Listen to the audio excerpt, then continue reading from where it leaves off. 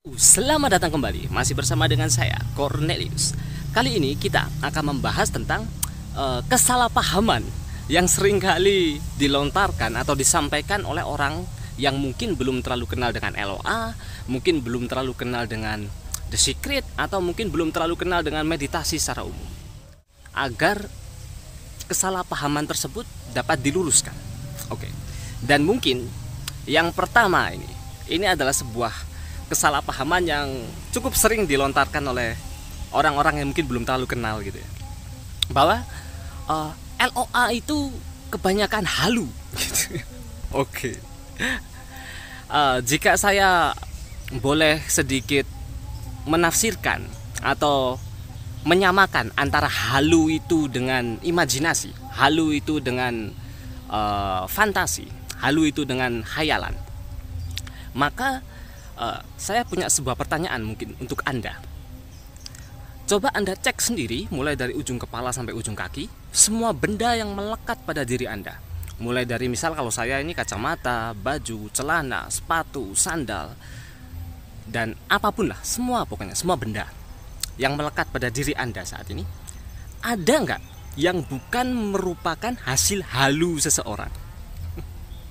Yang kemudian ditranslate atau dirubah, dimanifestasikan dalam bentuk materi yang akhirnya Anda pakai.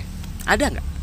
Halu di sini seperti saya jelaskan tadi ya, ini sama dengan imajinasi, sama dengan hayalan. Ada nggak? Jika misalkan saja Steve Jobs gitu ya, jika tahun 2007 Steve Jobs itu tidak meluncurkan iPhone yang seri pertama, Anda tidak akan mungkin memakai smartphone yang modelnya seperti sekarang ini. Ya, benar. Jadi di sini saya ingin menegaskan gitu ya, bahwa pada dasarnya semua hal yang diciptakan oleh manusia, ditemukan oleh manusia, pada dasarnya merupakan hasil dari halu seseorang terlebih dahulu, yang kemudian ditranslate atau diubah, dimanifestasikan dalam bentuk benda yang akhirnya Anda pakai, yang Anda gunakan sehari-hari. Jadi apakah LOA itu kebanyakan halu? Ya memang halu, tapi halunya yang positif, dimana halunya nggak sekedar berdelusi, tapi halu di sini adalah mengimajinasikan sesuatu yang ingin mereka tarik pada diri mereka, yang ingin Anda tarik pada diri Anda, dan kemudian mewujudkannya atau memanifestasikannya dalam dunia real atau dunia nyata. Itu ya jawabannya ya. Itu mungkin untuk pertanyaan pertama yang sering kali diajukan orang-orang gitu ya. Dan juga untuk pertanyaan kedua, LOA itu bikin orang jadi males, bikin orang jadi nggak produktif, soalnya isinya halu mulu aja hidupnya. Oke, kalau ini saya juga ada pertanyaan untuk Anda yang nonton video ini. Untuk Anda yang mungkin sudah mengenal terlebih dahulu dengan LOA atau The Secret atau meditasi atau yang lainnya. Di sini saya ingin menegaskan, jika Anda yang mengenal LOA, yang mengenal The Secret, yang mengenal meditasi dan lain sebagainya, hidup Anda itu tidak produktif. Produktif di sini bukan berarti hanya tentang materi loh ya. Bukan berarti hanya tentang uang, tapi juga tentang ide, tentang emosi, tentang semangat dan lain sebagainya. Jika hidup Anda tidak produktif berdasarkan hal-hal yang saya sebutkan itu tadi, maka saya bisa mengatakan bahwa pemahaman Anda tentang LOA mungkin ada sedikit yang tidak tepat. Ada sedikit kesalahpahaman tentang pemahaman Anda dalam LOA atau The Secret atau meditasi atau yang lainnya. Karena sebenarnya jika Anda benar-benar mendalami, memahami tentang LOA, The Secret, meditasi dan yang lainnya, justru kehidupan Anda akan menjadi bercahaya. Justru kehidupan Anda akan menjadi produktif. Kenapa? Karena ketika orang sudah mengenal The Secret, sudah mengenal LOA, sudah mengenal meditasi, yang terjadi adalah ide-ide akan selalu muncul dalam dirinya. Emosi dia akan selalu positif, dan jalan akan selalu terbuka bagi dia. Kenapa? Karena dia selalu melihat bahwa segala hal yang ada di sekitar dia adalah sebuah peluang, bukan sebuah kesialan atau yang lainnya. Dia melihat segala hal di sekitarnya sebuah keberuntungan.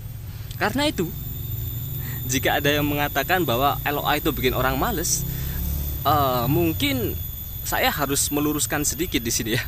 Kalau ada orang yang mengenal LOA, kalau ada orang yang mempelajari LOA, The Secret atau meditasi, dia malah menjadi males, mungkin ada yang salah dengan orangnya. Karena dalam The Secret, dalam LOA, dalam meditasi, seperti saya sampaikan tadi, justru bikin orang menjadi semakin produktif gitu ya.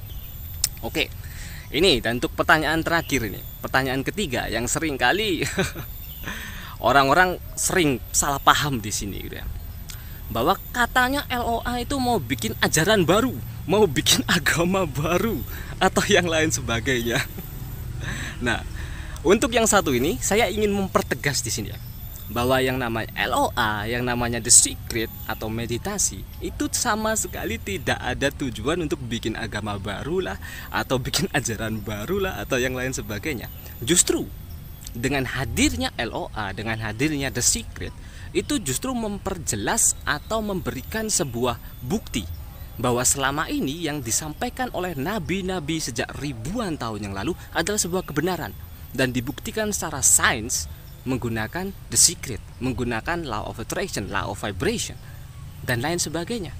Jadi jawaban dari saya adalah bukan membuat aliran baru, bukan membuat ajaran atau agama baru malahan, tapi justru LOA, The Secret, meditasi dan lain sebagainya itu memberikan sebuah bukti, baik secara sains, baik secara filosofi, baik secara kebudayaan dan lain sebagainya, bahwa apa yang disampaikan dari dulu oleh para nabi, bahwa manusia ini adalah makhluk yang paling sempurna, bahwa manusia itu adalah gambaran dari God itu sendiri, itu benar adanya. Jadi bukan yang seperti Anda bayangkan itu ya. Oke, saya harap video sederhana ini tentang penjelasan dari kesalahpahaman yang sering kali terjadi dari orang-orang yang belum terlalu mengenal dengan LOA, dengan The Secret, dan juga dengan meditasi secara umum itu menjadi jelas di sini ya.